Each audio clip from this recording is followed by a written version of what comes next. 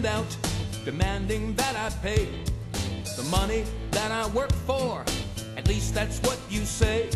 But what gives you that power? Who died and made you boss? I'm barely getting by today. I can't afford that loss. So if you don't show some legal obligation that I pay, put your hand back in your pocket, turn around. Well, hello there. I'm Hartwell Broussard, and I welcome you to Help, the program with help and a request for help. The reason help is needed is because America is in distress. If you notice in the background, the American flag is displayed upside down. When a flag is displayed upside down, it is done so as a distress signal. If you wish to confirm that, go to the United States Code, Title 36, Chapter 10, Paragraph 176A. My goal is to help you to understand why America is in distress, and hopefully you will do something to help get us out of this dire situation that we're in. Well, as you can see, I have help. Stephanie Skinner is with me again, and we're going to be talking about the New World Order. You know what it is? Hopefully we can help you if you don't know what it is. The New World Order is about a one world government. Now that sounds good, doesn't it? No, sir. But it's not. And the reason it's not good is because the people that are creating this one world government are evil to the max. They worship Satan, and they want you not to be able to even survive. Have you ever heard of Agenda 21?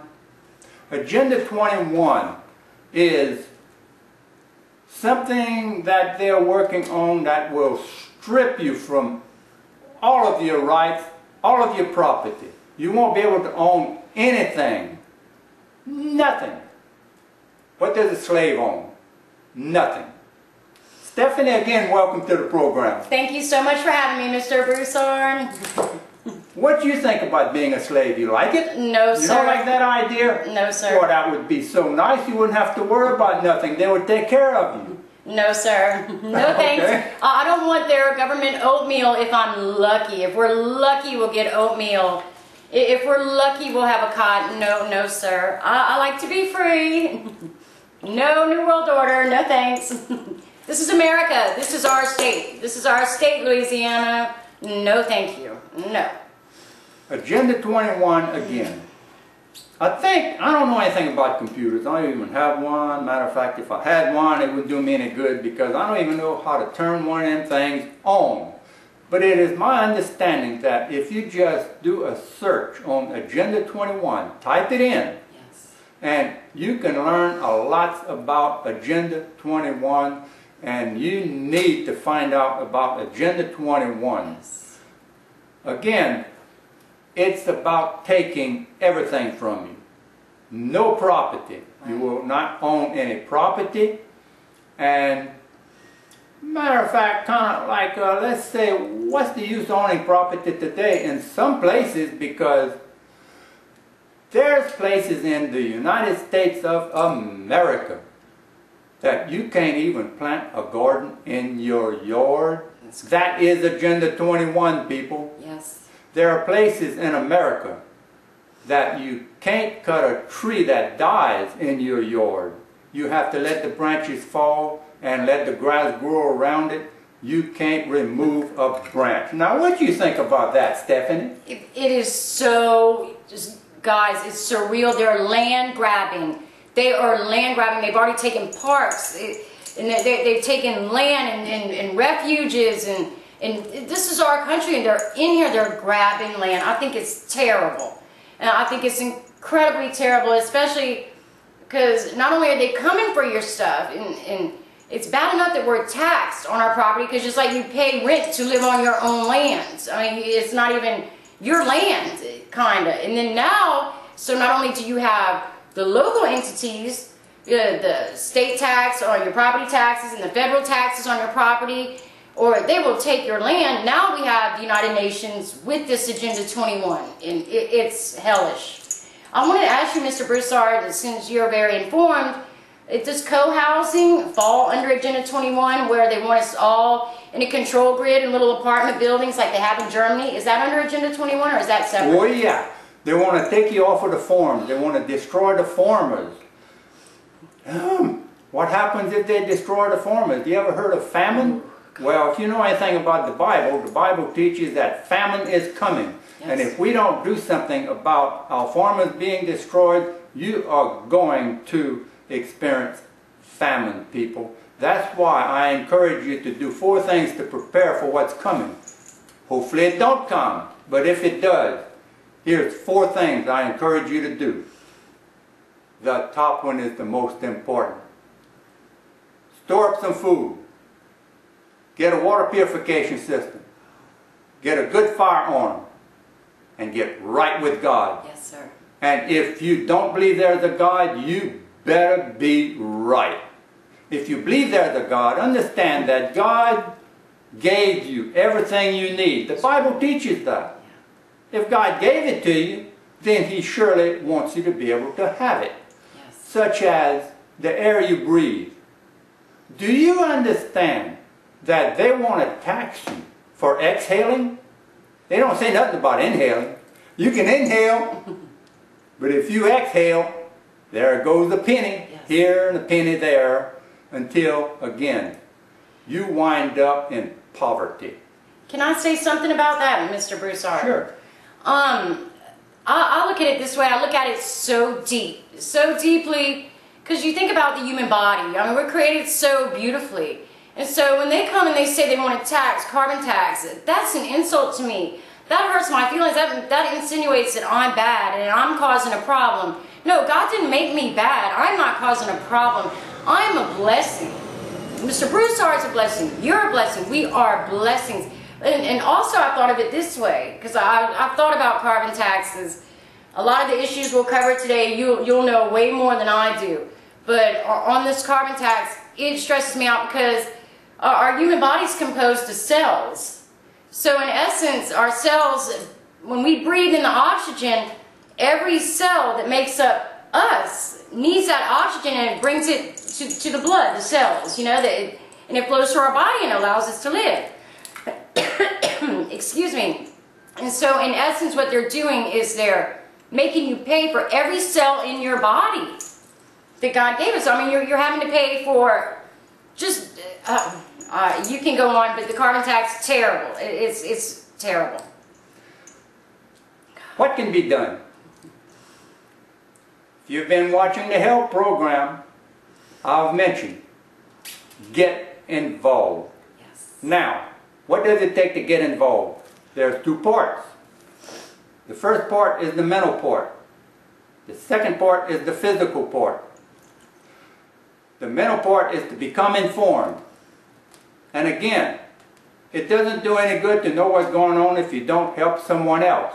That goes to the physical part. Get up, go across the street, talk with your neighbor. Yes. Talk with anybody. Talk with everybody.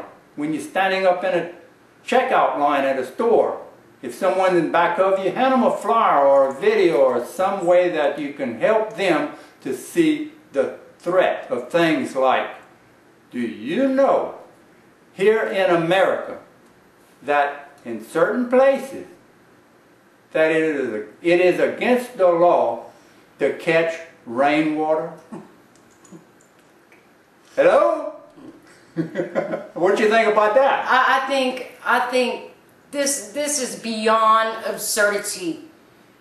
Guys, we're wired up. I mean, every facet of our lives, every facet of our daily lives under attack. You are under attack. We need you. We can beat this back. I mean, we just need to talk. I mean, we need to talk. Ask our elected officials to come home. Break it down for us. We'll keep them safe. We'll forgive them. We'll interlock arms around them. And we can beat this back as a state. And we need to. It needs to be stopped. Yes, sir. Going back to Agenda 21, they do want to destroy our farmers. They want to put you in poverty. They want to make you suffer. They do.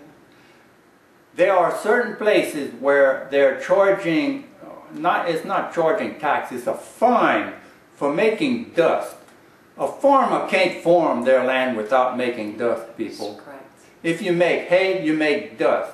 If you plant rice, you have to plow the land up, it makes dust. If these farmers keep getting hit with $10,000 fines or even $5,000 fines or even a $1,000 fine, they are going to have to give up. Yes. And again, if they quit farming, you quit eating. Yes. Now, someone once said, this is a quote, the American, let me see, I'm going to think about it. You get a paraphrase? My mom always said about this type of stuff, he who controls the food controls the people. He who controls the food controls the people. Now our farmers, these farms, some of these farms have been in the family for 100 years, passed on from generation, generation, generation. And then you have all these bureaucrats coming in. If there's a puddle on your land, oh, you know, there's a fine. You do this. And in some instances I've read, Acadiana, you need to Google this. It's very easy. Grab your Google search engine. It is happening. All you have to do is put in land grab, United Nations, farmers hate us tax, farmers hate us, or farmers puddles fines. The most evil things you can think of, you Google them and it's there. Government write-ups. Mainstream media write-ups, it's all there. What we're talking about is serious. Very serious. Yes. Here's that quote. No one has ever went broke overestimating the gullibility of the American people. End quote. I was talking with a rice farmer several years ago, and he told me that a woman told him that she didn't need farmers. She got her groceries at a grocery store. And about 2 years later, I meet this same farmer. Understand, I'm a dragline operator. I work on farms. And about every 2 or 3 years, they need a pump slip cleaned, and I go and clean the pump slip. And I met this farmer a couple of years after he told me this, and I didn't question him about it. He told me the same thing. He said a woman told him that she didn't need you farmers. She said she got her groceries from the grocery store. How gullible can someone be and still live? I don't know, but I guarantee you one thing, the test is being ran. Yes, sir. Well, it's not even a matter of people, I mean, because people, they've been conditioned, you know, and they think, you know, that all the food at the grocery store, that it's that simple. No, but it stems back to the grassroots. What's sacred in America. What's beautiful, our soil and our lands and our children and our people and the togetherness and the cultivating of crops and the feeding of our family. But yeah, I mean, the younger generation that have, you know, are conditioned to going to the grocery store, times have changed, so it's really not their fault in a sense, but that food does come from our farmers, and we are in big trouble when they are deliberately putting our farmers out of business. We are in serious, it's disturbing. It was bad enough whenever NAFTA wound up moving our factories out of the country and we lost our good paying jobs.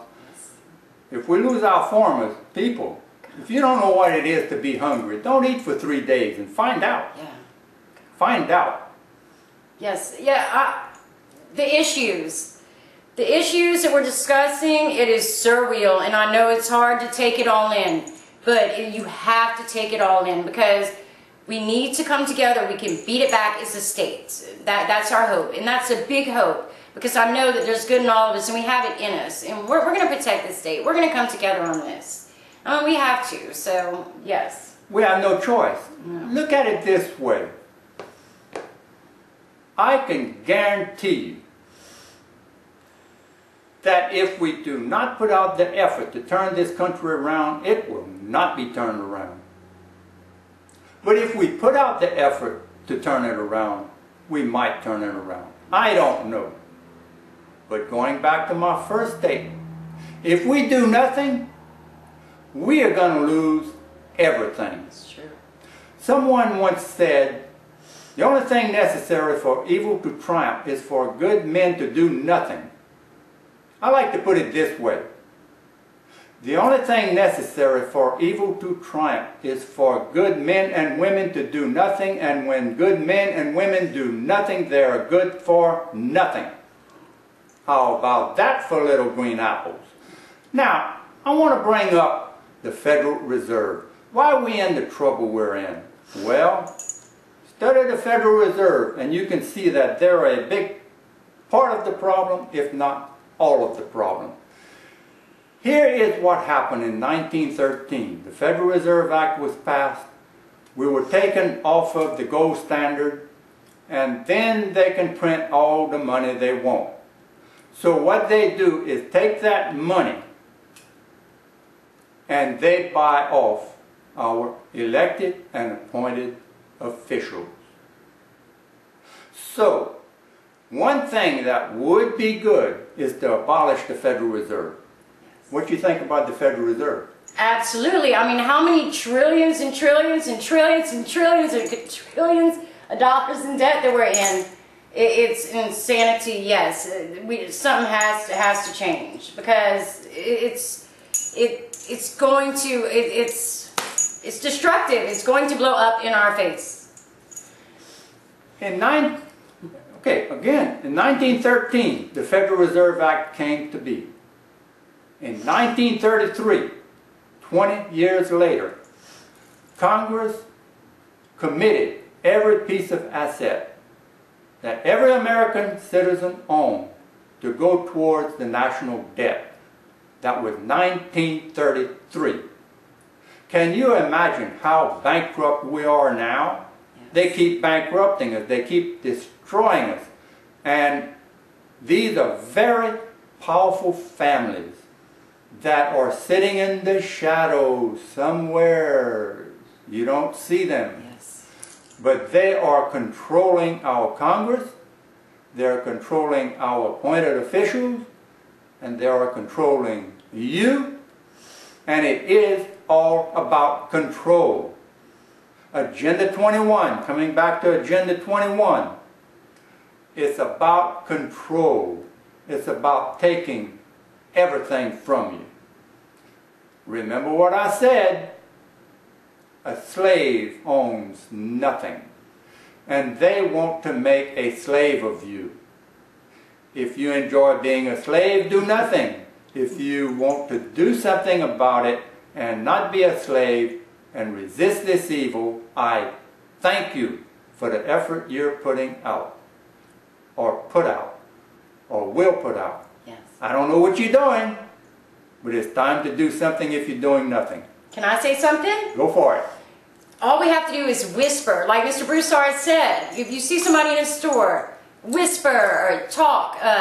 Make flyers. If you're a computer, if you like computers, then absolutely email our senators, email our congressmen. And we just have to get the word out, and have to get the word out. We need to keep on and come together. I mean, we love our children. A lot of us that are older and watching the show, it's not about us anymore. It's these babies. They deserve land that you've worked on. They deserve the land. They deserve the freedom. We don't want them in a co-house.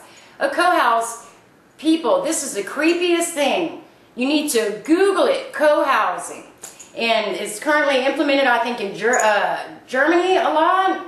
But they want to put us all in like little apartments and little communes, little cots. And well, actually, Big Brother, I think maybe is possibly the show Big Brother on TV was acclamation to the co-housing, showing all these different families in one house, the TV show. And that's what they want us to do. They want us to share cars with a bunch of different families. Can you imagine your family with a bunch of different families in some kind of commune, and you're having to share cars and kitchen dishes with them and your food, when they're monitoring your electricity and everything you breathe and everything you do in that co-house with all these different families? No, I want my house. I want my house. They want to take our freedom, our rights away from us. They want to destroy our way of life here in America. And trust me, people, they know what they're doing. They do. They just don't want you to know what they're doing. And that's why Stephanie and I are here to try to help you to understand what they're doing. Yes. And again, it's about total control. Now we mentioned talking about people, to people in a checkout line. Okay? Here's my wallet. In my wallet, I have this little bitty piece of paper that's, it costs about 1/4 cent or maybe 1/8 cent. Okay? On this piece of paper is our website, concernedcitizensofvermilionparish.com. I hand out a bunch of these that don't cost much. Whenever it's something that costs a couple of bucks, I kind of squeeze it. Right. But this goes very easy. Yes. Have one. Thank you. I'm going to pass it along, but we need you. Let's all get together. We can all get to know each other and become friends in these perilous times. We're going to do it for our kids. We're going to do it for us. We're going to do it for our farmland. We're going to do it for our states. And also, the next time you see a little child, I want you to look hard at that little child. I want you to stop and think about what kind of country you're living or leaving for that little child to live in. That child is innocent. And that child is depending on the adults, that's you and I, to do something about what is happening, about the destruction of America. Please help. Yes, help us. That's why I call this program the Help Program. I want to help, and I need help, so please help. Remember the children. What do you think about remembering the children? Oh, absolutely. Yes, sir, Mr. Broussard. I have a 19-year-old who's absolutely beautiful. And then I look at her, and I look at what they're doing to her. I look at the freedoms being stripped away one by one. I look at the TSA wanting to put their hands on her everywhere. I look at them wanting to grab our property, wanting to put her in co-housing. No, I mean, it's not acceptable. This is America, and this is Louisiana. I mean, well, we're not going to stand for it. We look forward to seeing everybody come together because we can stop it here. And we need to stop it because my daughter's going to have a baby one day, and it's about humanity and leaving a legacy. I've talked with thousands of people, and what I've found is that old people just don't care about young people. They really don't. They've got their Social Security, their Medicare, their Medicaid. They're enjoying their lives. So if you are young, if you are in your 30s, especially if you are in your 20s, you have the most to lose. So please, put out the most effort to try to turn this nation around to where we all can live comfortable, especially, like I said, the little 2- and 3-year-olds. They're innocent. And they cannot do anything about what is happening, people. No, they cannot. And what is happening is serious. It's bad. Very serious. Very serious. It's scary, but don't get scared. No. Get prepared. No, do not be scared because we have the power of our mouths. And I know that we're all going to come together. We're all going to come together on this. There's just no ifs and ands or buts about it. And I want to meet you, and I will meet you because I plan on going everywhere. I am hitting the streets on this. It's not acceptable. Please do the same. There are meetings you can go to. Yes, sir. More and more people are getting involved. If you don't know what to do, go to meetings and help. Go to meetings and find out so you can help others. Remember Tom Parker's meetings every first and third Thursday of every month at Elise's Pizza House on Johnson Street. The meeting starts at 6:30 p.m. Yes. Be there. Listen to what he has to say. He is very well informed, and he can help you to see the threat. And what he does is mostly encourage you to prepare for what's coming, which again is what I said. Store up some food, get a water filter, get a firearm, and get a good Bible and read it. It's all in the Bible. The Bible is the Word of God, and the Bible teaches you what God expects of you. Become a true Christian and follow Jesus' lead. Stephanie, I thank you so much for being with me again on the health program. Thanks so much for having me. It was a pleasure. We'll do it again someday. Yes, sir, we will. And now it is time for me to say, may all your sunsets set right, and may the good Lord bless you both day and night.